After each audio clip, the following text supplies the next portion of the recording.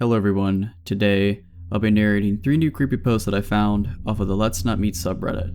Liking this video and subscribing to my channel helps me a lot. After you've heard these stories, let me know what you think of them in the comments below. But without further ado, let's dive straight into their experiences. These are their stories.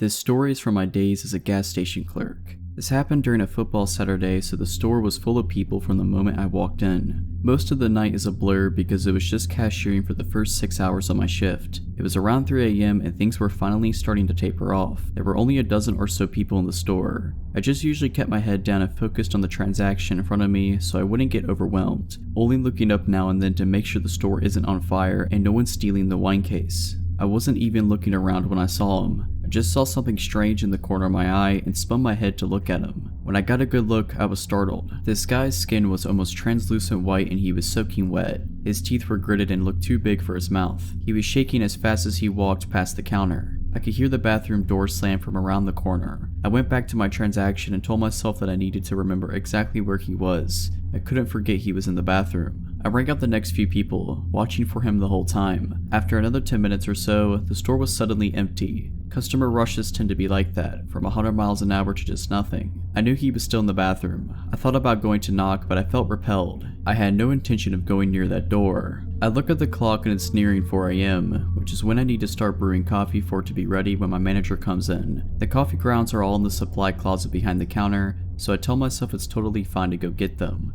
It satisfies both my paranoia and my arrogance as well. I'm still doing my job, but doing something I believe to be tactically the best move. If for whatever reason the guy opened the bathroom door and tried to run behind the counter and do something to me, I could shut the door and lock it from the inside. Besides, the bathroom doors are old and loud. I can easily hear them open from inside the closet, so I can just come out and wait near the panic button until he leaves. This all seemed like a very good idea at the time. So I decided to go get the coffee packets and I'm listening carefully while I load up on all the flavors I need. I figure I will only be a minute or so I don't even turn the lights on. I'm listening carefully and I don't hear anything. I still don't hear anything. Then I hear a weird noise. It sounds like the water pipes in the back hissing at first, but it's too ragged. I suddenly realize the noise is breathing, and it's getting louder. Then it's right on top of me. That's when I stood and turned to leave, and saw him in the doorframe. We just stood there both staring back at each other. Later, when my manager reviewed the footage, she saw him leave the bathroom by slowly pushing the door open. Without making a sound, he had wandered behind the counter and peeked into her office, stepping in far enough to trigger the automatic light. After that, he had wandered behind the food service counter before making his way to the open supply closet door. The next thing she saw on camera was me flipping out. I stepped backwards, my body shaking so hard my knees almost buckled. At this point, I think he realized how absolutely horrifying this entire scenario was to me. He put up his hands and started apologizing awkwardly. He was really twitchy and still gritting his teeth. I basically went on autopilot for a moment and said I wouldn't talk to him until he got out from behind the counter area. He walked backwards until he was barely on the other side of the employees only entrance, standing next to the soda machine. He began asking for an iPhone charger, telling me he was lost. He said he had no money and just needed to charge his phone here until he could call for help.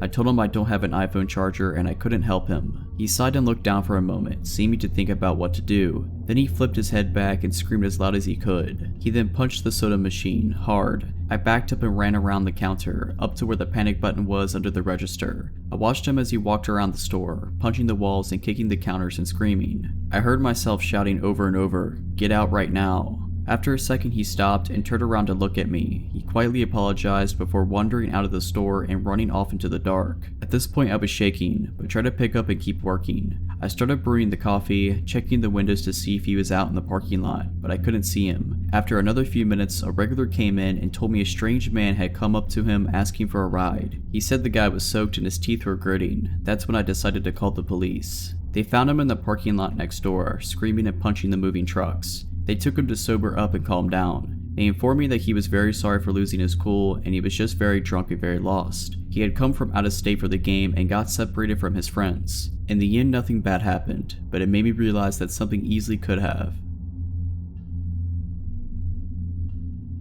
My skin still crawls thinking about this guy. He saw me shopping for school supplies and things for my new apartment one evening during my first week of grad school and decided I was his mark. I had just moved to my new college town, didn't even have a cell phone yet after leaving the one my folks paid for during undergrad behind. As I left the parking lot with my purchases, I noticed this truck pull up behind me at the exit. It was late and there weren't too many people out. I pulled out and so did he. It was a few miles down a long retail street with lots of stoplights before my turn. As I drove, I realized the guy in the truck was trying to get my attention. Over the next few miles, he kept trying to get me to look at him. Some red lights he would end up ahead of me, some behind or beside. At every light he positioned himself so he could stare at me, either directly or in one of his mirrors. His gaze was unwavering and my anxiety rose. He was driving oddly, speeding up close to my bumper, hitting his brakes when he was in front of me, swerving close to my car a couple of times. Finally, at a red light where he was beside me, I glanced over and absolutely started to panic when I was met with an unbelievably empty, unwavering stare. He saw that I was terrified and he was following me, and he was trying to force me to pull over. At one point, I scooted through an intersection on a hard yellow a couple of cars ahead of him thinking I could shake him. Nope. He went around the cars at the light and ran the red and got back in front of me. A freeway entrance ramp came up and I tried to fake him out by putting on my signal and getting into the merge lane for it. He took the bait and started up the ramp. I quickly got out of the merge lane and continued straight.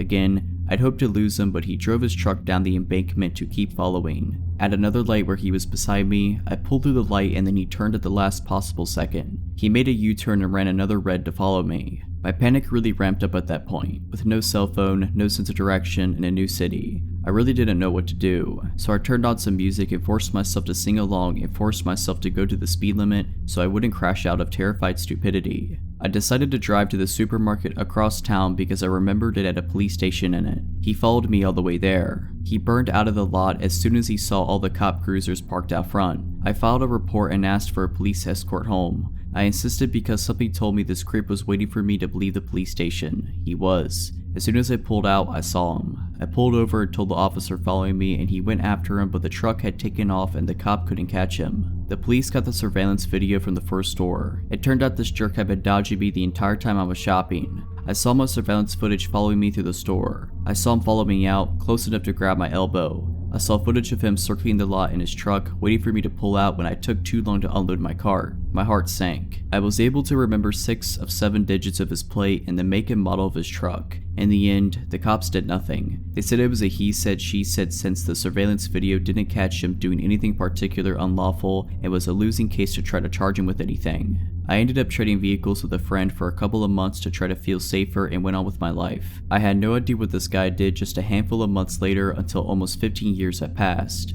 I was watching a Discovery ID show about the kidnapping and murder of Sandy Jeffers. I almost fell out of my seat when I saw the mugshot of her killer, Aaron Lee Skeen. It was him. I was so disgusted that law enforcement did nothing in my case that I tracked down the investigator in the murder case, and after verifying some things about his vehicle that were changed in the TV reenactment to weed out people making stuff up, she took my contact info and official statement. She could neither confirm nor deny that my run-in was with Skeen, but qualified her statement by saying at least you don't have to worry about him anymore because he got life without parole. I only wish something could have been done when he terrorized me. Perhaps things would have been different for Sandy. So yeah, creepy murderous stalker crazy dude, let's not ever meet again.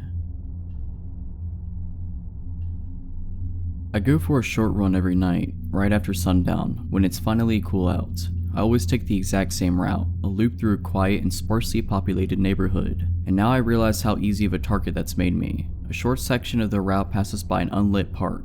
A couple of weeks ago, I'd seen a guy hanging out behind a truck that was parked next to the entrance, and it was so unusual to see someone else up there that I decided to be extra cautious, turn around, and head back home. I didn't get close enough to get a good look at his face. A few days later, I saw what looked like the same guy by the park again. I figured I was probably just being paranoid, but I decided to turn around again just in case. I hadn't noticed any activity by the park in the last several days, so I resumed my normal route and didn't even think about the guy I'd seen up there. Then last night, as I was passing by the park, I had this inexplicable feeling that I was being watched. I couldn't spot anyone nearby, but the park extends into pitch black darkness, so someone could easily hide there unseen. I decided to just keep running, look confident, and try to hurry past the park as quickly as I could. Suddenly, I smelled a strong wave of cologne in the air that immediately put me on edge, and I'm pretty grateful he was wearing it so it tipped me off. After I smelled it, I had no doubt in my mind that there was somebody nearby, but still, I didn't see any movements in front or on either side of me, and I was afraid to turn around. Immediately past the park, there's a bend in the road. There's a house on the corner as you turn down the road. The house has lots of tall bushes in the front yard. I normally run right past those without even thinking of it, but since my gut instinct was blaring like a siren, I quickly moved to the middle of the street as I rounded the corner. I shot a glance behind me to see if anyone had actually been nearby. I saw a man slowly walking through the front yard of the house on the corner, looking towards me. He paused behind the bushes, as if trying to remain hidden. I could see his jeans and a pair of black-white sneakers, but little else. His slow footsteps were so creepy that I can't get the image out of my mind, as if he was trying to be quiet as he could. If I hadn't made the split decision to run into the middle of the street and away from the yard, I would have been within grabbing distance. I turned on the flashlight on my phone, aimed it right at the bushes hoping it'd startle or blind long enough for me to get some distance between us, and started sprinting at full speed down the road. It was probably the fastest I've run in my life. At the end of each block, I glanced behind me to check if the man was there. Fortunately, I lost sight of him. If he decided to sprint after me, I'm not sure what I would have done. From what I could make out, this guy was at least a foot taller than me. By the time I got home, the adrenaline had dissipated and I was shaking with fear. I couldn't sleep at all that night. What scares me most about the whole thing is that I'm 99% sure this was the same guy I'd seen hanging out in front of the park recently. And now I can't shake the idea that he'd been watching me and calculating the right time and path to try to sneak up behind me. He knew that I always ran past there around the same time. The thought that he was probably watching me from the darkness in the park last night before quietly moving out of it and starting to follow me makes me sick. Needless to say, I won't be running past the park at night anymore, or running alone at night, period. The terror I felt when I turned around and saw the guy's shoes slowly moving behind the bushes and his head facing me is like nothing else I've felt before. I live in a small town, the kind where almost everyone knows each other, and it also really creeps me out to think that this might have been someone I've seen around town in the past. Part of me wishes I could have gotten a better look at his face for the police report. Alright, so that's it. Hope you enjoyed this video. If you did, consider liking this video and subscribing to my channel. Let me know what you thought of these stories in the comments below. But as always, Have a nice day.